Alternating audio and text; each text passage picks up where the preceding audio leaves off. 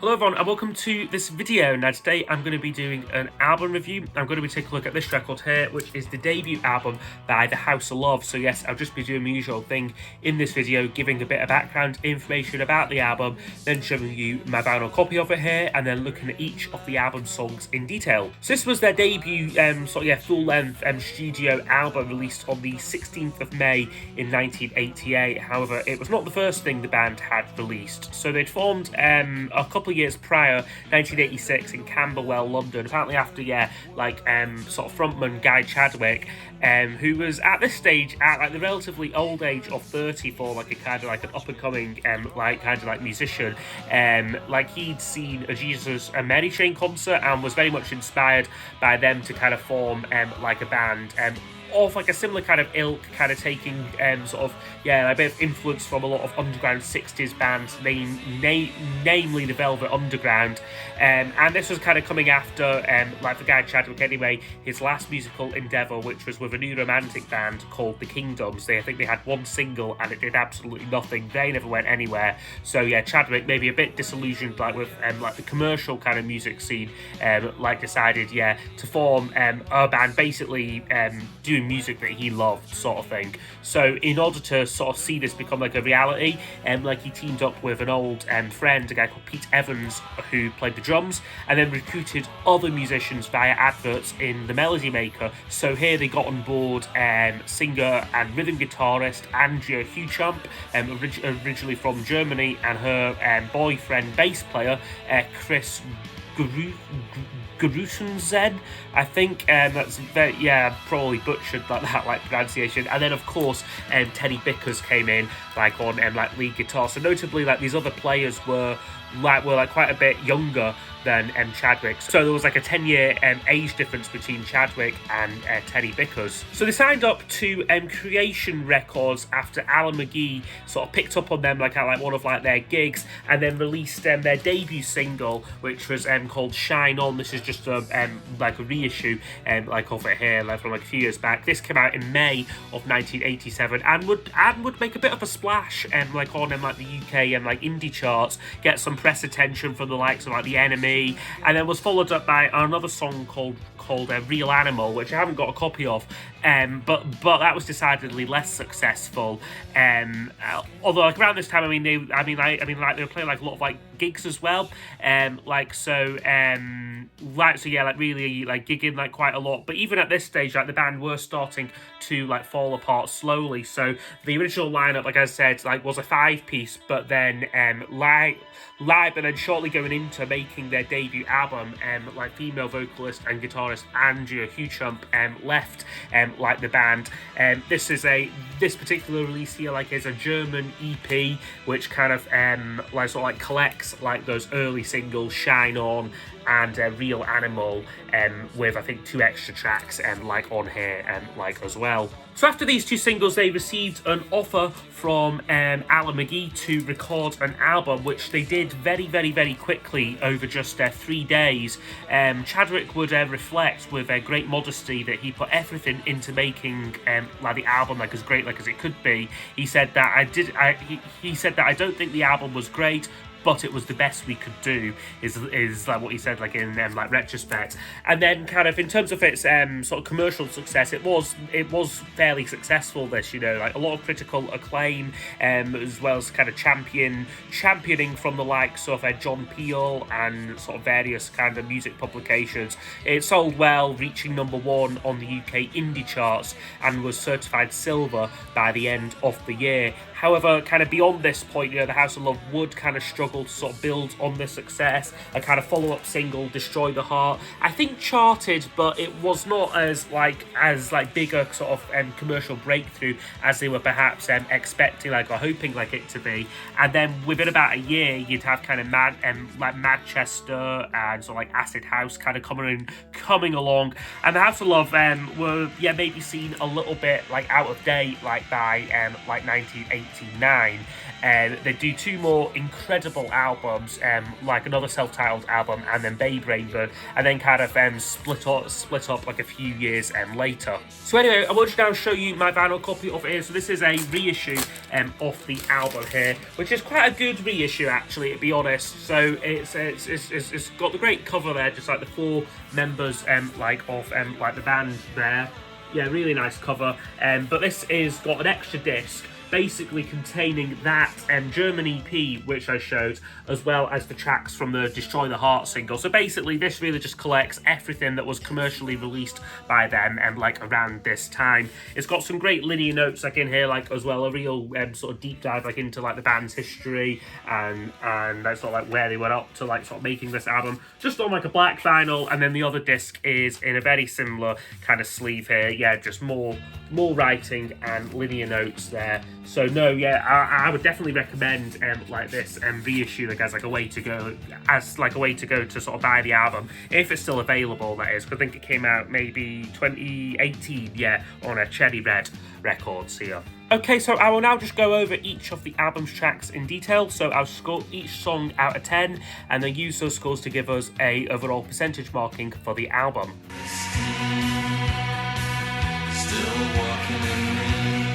So the record kicks off with the song Christine, which was the lead-off single for the album. Again, this is just a like a reissue copy like of the single. I think it's on a sort of transparent vinyl there. This is a great song. Really kicks off the album well with this kind of shimmering guitar sound, very kind of lot of great textures going on on this one here, and it's just a great mix overall. Like these records, they just like sort of like all like the songs like on this album just have a great sort of mix and a kind of sound and sort of atmosphere to them. It kind of comes in, you've got these heavily reverberated vocals on it and these quite mysterious lyrics, which do seem to kind of very much harbour on like the kind of like the point. And like Christine, he sings like, Christine, you're still walking in me, still talking at me, Christine, such a sense of a loss, and the baby cried, Christine. So yeah, it's a really like infectious song, like I think, and Teddy Bickers is doing some incredible work like on guitar. Just a great way to kick off like an album for me. Hope is the word that you say. Okay, next one up on the album, track 2 is called Hope. Now this is another favourite of mine on the album. It's a really beautiful song, but one which is very cleverly constructed, I think. You know, it's got a real gentleness to it, like in like kind of like the verses. Teddy Bickers is doing some great like accompaniment like on them like guitar, but then a kind of slightly more like upbeat chorus, like the kind of like the drums come in, and then sort of like towards the end of the track you get this absolutely euphoric guitar solo. It's very short, it's like barely 10 seconds long, I think, but it just adds so much to like the track. Lyrically, it's a track Guy wrote about the failure like of like his first marriage, so it's got some quite bitter lyrics in it, like there's no love lost, not a single hour, we don't fake miracles, we can't part ways, he sings. And yeah, it's just this great balance between like the light and the shade, the kind of soft and the sort of angry kind of sort of thing. There's just a lot of moods like in this song, and it's a short song as well, so it just really packs a lot in, like to like certainly less than 3 minutes. But there are times when there could be a better way. Okay, next up is Road. Now this is another favourite track of mine here, another 10 out of 10 I'm giving it to.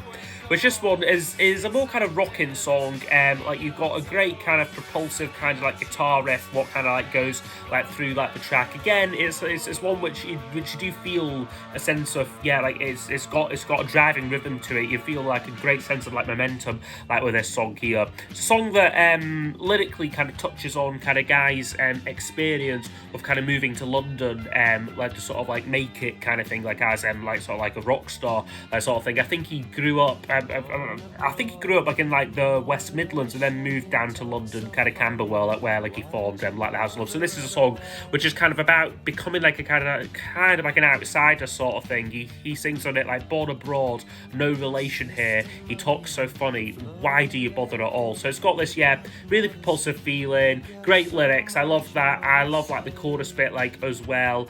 It is just all around another fantastic song. Look back upon love, steel and sulfur, the city of... Okay, and then next up, track 4 is another absolute favourite of mine, Sulfur. So it's been a flawless album so far really for me. This one is just again, a great sounding record, from that opening guitar chord, which just sounds huge. And then it's a track, another track apparently inspired by Guy's sort of like failed like first marriage. He sings like, "Why is my enemy so deep inside, buried in black coal? I sold you favor in the dark, got a salt dream and a red scar," he sings with it. And then just this killer chorus as well, where the whole thing just feels like it kind of sort of like stops, and then like the kind of like the world stops sort of like feel to it, and you get this great wall of harmonies on it. It really needs to be heard to believe this song. It's an absolute favourite of mine, and it's what I do think is often underappreciated on the album.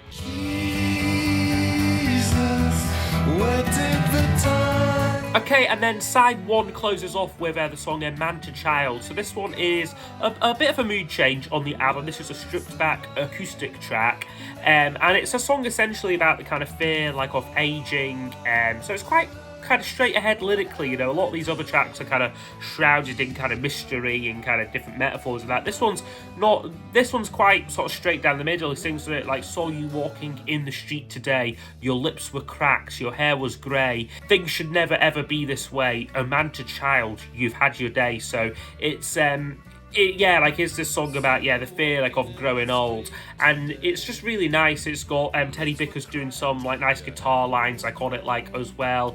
It's a song I really do enjoy on the album. I do think it's a slight step down in terms of quality, like and like excitement for me compared to like the first 4 tracks, but I do still think it is a great song, so I will give it a 9 out of 10.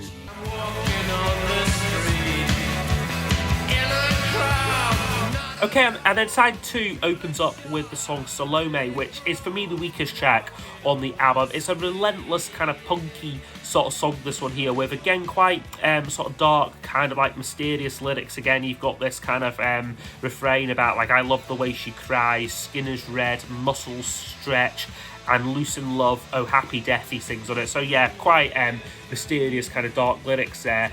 I mean, it is a short song again, but I just think it just doesn't quite, reach its potential. It just kind of powers along for 2.5 minutes and then just suddenly fades out, without really kind of doing anything for me.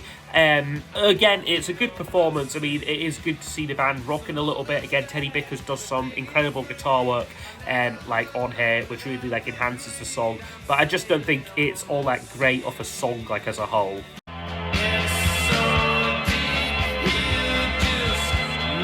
Okay, next up is Love in a Car. Now, this is a great song. It's a track so full of tension, and then just kind of releases it and then gets tense again, and it just sort of, there's so many different guitar layers like on this one here, and tones which all just interweave and work together really well. Quite again sort of bare and kind of minimalist kind of lyrics which hold a lot of mystery in them, but very evocative, like it's and sort of sounds quite intimate as well, very much like the kind of subject matter like the song. And yeah, it's just that great kind of balance between the kind of slightly softer verses and then like the chorus, where Guy really puts in like a great sort of passionate vocal. So yeah, Love in a Car, another great song. But I'm happy to be with you. So glad I swim. Okay, next up now on the album is Happy. Now this one is a more straight ahead song. It's probably the most conventional kind of, not quite jangle pop, but that kind of indie rock kind of feel to it, which has got this very kind of vibrant, kind of bright sounding riff. And yeah, quite kind of straight ahead lyrics as well, like for the most part, like the chorus, like, "But I'm happy to be with you, so glad I swam through your ocean, thrilled that I found you, but it's not love that brings me down." So yeah, there's kind of, there's still something bugging like the singer, like on like this one here. And again, it's just got some great work from Teddy Bickers on it, and like his solo just sounds quite unhinged on it and doesn't feel like it belongs like on the song, but it just makes what would otherwise be a fairly ordinary album cut, just that little bit more interesting for me. So yeah, it's a good song here, Happy, and we'll get an 8 out of 10. I feel so lost alive. Okay, and then the penultimate track is a Fisherman's Tale. Now this one here is a really good song. Another very evocative track. Again, possibly touching on kind of suicidal thoughts. Possibly, you know, he sings like, "Take me to the sea, petrol on my rose, wash and sail away. I feel so lost alive. I swim just to survive." He sort of sings on it. And then there's a great kind of like the chorus line about like, "I believe in Jesus. I just don't have belief," kind of thing. So yeah, there's some religious kind of subtext to this song. But again, it's just sung with such passion. It's definitely one of like that chorus line, like sort of like, "I just don't have belief" bit is one of the most moving parts like off like the album, I think. And it's this trick I think with what Guy does when he kind of harmonizes like with like himself and like on it, I think. So it really has a great kind of unique kind of vocal layering going on like on this track. So yeah, Fisherman's Tale, another great song. Lightly hold my hand, tell me gently where I stand. Okay, now the album then closes off with the song Touch Me. Now this one was apparently the first song that Guy ever wrote on guitar, so way back in kind of like the early 80s, using apparently the first 3 chords that he learned, which I do find hard to believe because it is a good song, you know. It's one I'd possibly like overlooked though, but I have come to really enjoy, you know, and think works well like as an album closer. Especially the bridge section, I think, is where it gets really interesting, that bit where like they go like, "It will be alright in a little while, when the night gets warmer," and the fingers searching bit I think is great. And it's just this very pleading song about kind of wanting kind of human contact and connection. "Lightly hold my hand, tell me gently where I stand, put all hostility aside, touch me," he sings at like the opening line. So yeah, it's about trying to reconcile and sort of like reconnect, I guess, like with someone. So it's a really nice song, I think. I think it closes the album well. Again, it's maybe not one I'd necessarily play like in isolation of the album, but I think is a good album cut there. So yeah, Touch Me will get an 8 out of 10. Okay, so overall this album would score 92%, so that is a great score here. This is a very assured debut album. It's short, it's just over half an hour long. But for me, not a second is wasted like on this album, both in terms of lyrics, which can be sparse at times, and the kind of songwriting, but also just the kind of like the musical arrangements as well. Like, you know, like they're peppered with such great guitar lines, great drumming, kind of like you've got a real solid band that get play here, but then they just sound like it's a sound which I think took, like, they actually spent more time mixing it like than they did recording it, and I think that's quite a good mix because it kind of means that the performances are quite like sharp and kind of have like a lot of like energy to them, but the kind of mix is sophisticated and it's a great kind of sounding album. I think in general the House of Love really should be held up in much greater like acclaim like than they are. I think they just got unlucky with timings and that they didn't quite kind of fit in like with like the music scene like off like the time. But also like at the same time, really, you know, I would struggle to see them kind of breaking into like the mainstream. Say Guy Chadwick, he's not a likable frontman sort of thing, like he's not got that kind of like that charisma that say you know, like most kind of like lead singers like of bands like tend to have. The tracks are almost kind of too intimate and he's quite hard, I guess, to pin down like as like a writer, but that for me is what makes them a very interesting band, and it's just that combination of Guy's songs and then Teddy's excellent guitar work, which for me really makes this an essential album like of its era. So yes, I hope you have enjoyed the review of it, and I will see you all next time for the next video. Goodbye.